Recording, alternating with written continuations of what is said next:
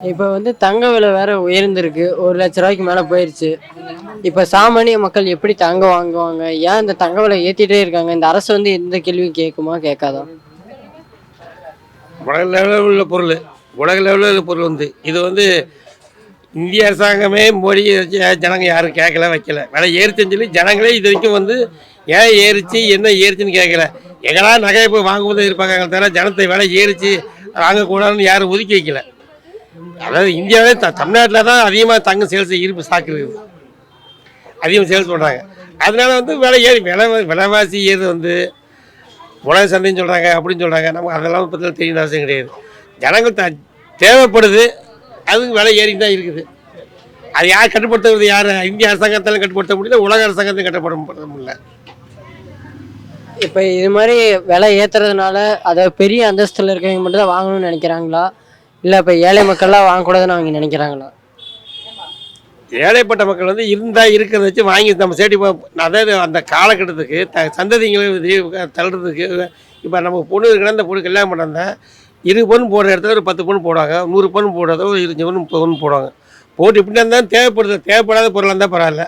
பெண்களுக்கு அது ஒரு ஆடம்பர பொருளாக இருக்குது.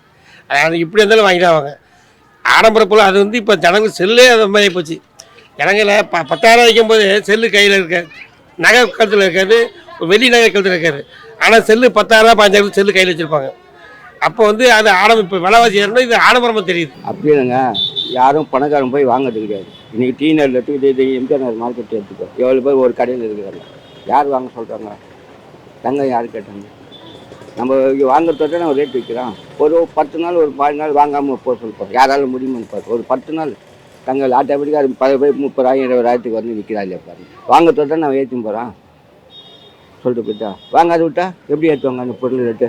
இப்போ கத்திரிக்காய் வாங்கலை, கத்திரிக்காய் வாங்குறது தான் அது ரேட்டு. அது 80 ரூபா கிலோன்னு போவோம். அதே வாங்கினா 8 ரூபாய்க்கு கத்திரிக்காய், தக்காளி 100 ரூபா விற்று கத்திரிக்காய். அது வாங்காத போய் 7 ரூபா குப்பையில் கொட்டான்னு வருது சொல்லிட்டு போயிட்டு அவங்களுக்கு. அது மாதிரி தங்கத்தை வாங்காமல் விடுங்க. ஏன் ஏறுது? அவங்க ஏற்ற முடியாது. வாங்குறதோட அவங்க ஏற்றாங்க. எப்படி இருந்தால் வாங்குறாங்க, எவ்வளோ விற்றாலும் வாங்குறாங்க தானே வாங்குறாங்க. வாங்காதீங்க. ஒரு வாரம் யாரும் கடை பக்கம் போகாது. கல்யாண நாள் அதுக்கு அந்த கேஷ் பேங்க் ஃபிக்ஸடில் போடுங்க. ஒன்றுக்கு போறியா அந்த 10 லட்சம் அது வட்டியும் வரும்.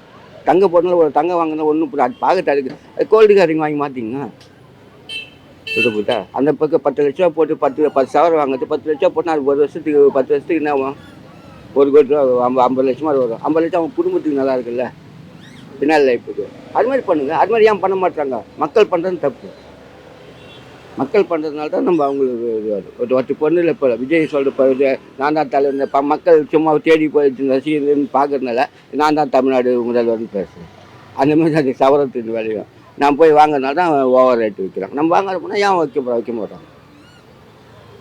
இப்போ இந்த அரசு வந்து இதற்கான ஒரு எந்த கேள்வியுமே கேட்கல. தங்க விலை ஏறதுனால இதை கேட்கும்னு நினைக்கிறீங்களா? இது central government control, Tamil Nadu control கிடையாது. இது மத்திய அரசாங்கம் கேட்க வேண்டியது. அவங்க விலையை நிர்ணயிக்கிறது. அவங்க இவ்வளோ தடவை விலையை வைக்க நிர்ணயிக்க சொல்லி போகலாம், நினைக்க மாட்டேன்றாங்க. அதுதான் முட்டாள். இதே வெளிநாட்டு தங்கம் கட்டுறாங்க. எதுக்கு அங்கே வெளியே அங்கே மட்டும் விலை கம்மியாகுது, இங்கே மட்டும் விலையாகுது? தங்கம் கட்டுறான்னு பேப்பரில் டெய்லி பார்க்குறோம்.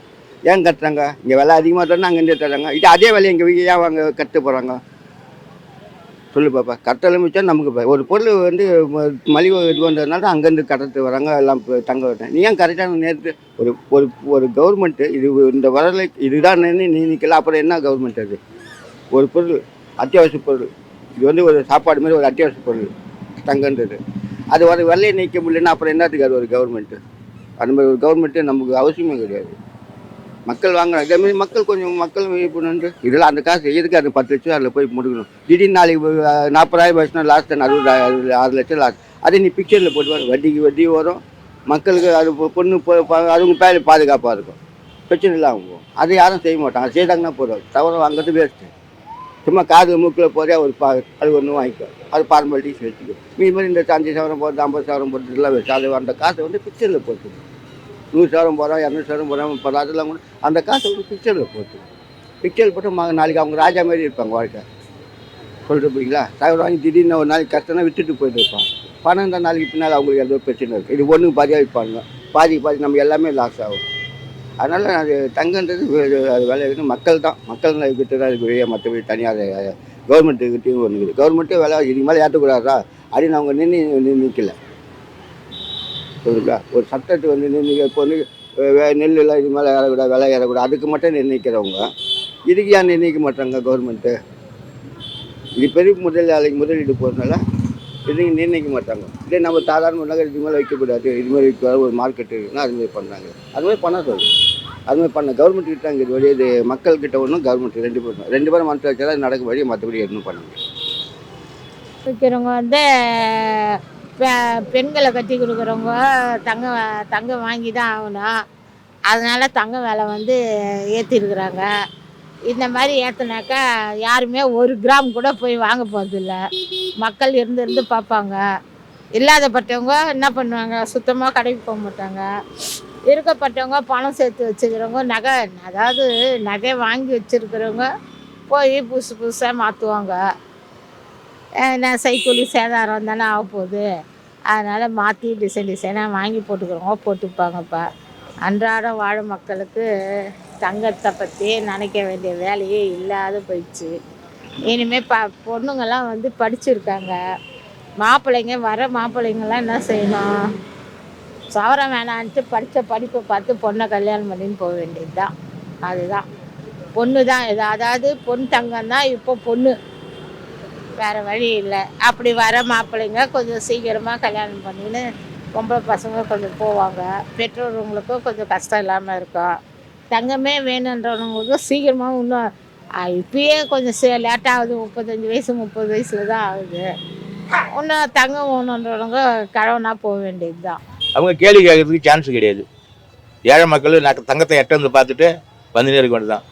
இப்போல்லாம் வந்து ஏழைங்களுக்கு ஏது தங்கம் எதுக்கு இறங்குறது, இருக்கப்பட்டவன் போகிறான். போகிறான் சரவண ஸ்டோரில் இன்றைக்கி கூட போய் பார்த்தா கூட 1000 கணக்கில் எடுத்துன்னு தான் வரான். அதை முதல் கருப்பு பணத்தை ஒழிச்சானா அவன் வந்து கரெக்டாக இருக்கும்.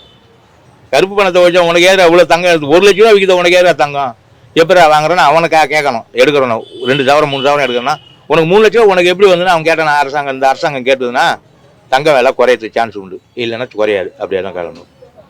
இப்படி இந்த தங்க விலை உயர்றதுனால இப்போ நீங்கள் வந்து இப்போ ஆட்டோ ஓட்டிகிட்ருக்கீங்க, நாளைக்கு இது மாதிரி நிறைய மக்கள் பாதிக்கப்படும் போதும் இந்த அரசு இப்படியே தான் வேடிக்கை பார்க்கணும்னு நினைக்கிறீங்களா? அதுதான் செய்யும். திமுகன்றது அதுதான். அவங்க மட்டும் வாழணும், அவங்க மட்டும் வளரணும். திமுக மக்களை பார்த்து எந்த காலத்தையும் வருத்தப்பட்டதும் கிடையாது, அதை சிந்திச்சு செயல்பட்டதும் கிடையாது. திமுக தான். அது மக்களை அழிக்கக்கூடிய சக்தி. அது மக்களுக்கோசம் அது வாழ கிடையாது. அது அதிமுக மக்களுக்கோசம், மக்களுக்கோசம் வாழும். இதுதான் அதிமுகவுக்கும் திமுக உள்ள வித்தியாசம். இதை வச்சு இது கூட சேர்ந்து எல்லாத்தையும் பார்த்து கரெக்ட் பண்ணினா கரெக்டாக ஓடும். இது தங்கத்தையுடைய சம்பந்தம் வந்து மாநில சர்க்காருக்கு உட்பட்டதே இல்லை, இது சர்வதேச இது. இதை கட்டுப்படுத்தக்கூடிய இடத்துல இருக்கிறது மத்திய சர்க்காரு. அவங்க தான் இதை பற்றி என்னன்னு சொல்லிட்டு ஒரு கலந்தாய்வு நடத்தி ஏன் எதுக்கு ஏறுது அப்படின்னு சொல்லிட்டு அவங்க தான் மக்களுக்கு தெளிவுபடுத்தணும். இன்றைக்கி தங்கம் வந்து இமயமலை உயரத்துக்கு போயாச்சு. ஏழை பழங்கள்லாம் 1 கிராம் நகை கூட இனி கனவுல கூட நினச்சி பார்க்க முடியாது. அது மத்திய சர்க்கார் தலையிட்டு தான் இதுக்கு தீர்வு காண முடியும் தவிர இதில் மாநில சர்க்கார் ஒன்றும் பண்ணுறதுக்கு இல்லை. அது வந்து அவர் பிரதமர் தான் இதில் தலையிட்டு இதுக்கு செய்யணும். இந்த தங்கத்தை பற்றி மோடி தான் அது இது பண்ணணும். நம்ம சிஎம்லாம் ஒன்றுமே பண்ண முடியாது. அவர் சொல்கிறது தான் இவர் கேட்கணும். விலைவாசி ஏறுதுன்னா மோடி தான் இதுக்கு ஒரு முடிவு பண்ணணும். பணக்காரர் தான் வாங்கணும், ஏழை தான் வாங்கலன்னு ஏறினா போச்சுன்னா இது மக்கள் எல்லாருமே சேர்ந்து தான், கட்சியில் இருக்கணும் எல்லாமே சேர்ந்து அதில் ஒரு முட்டுக்காடு போட்டால் தான் இது ஏறாது.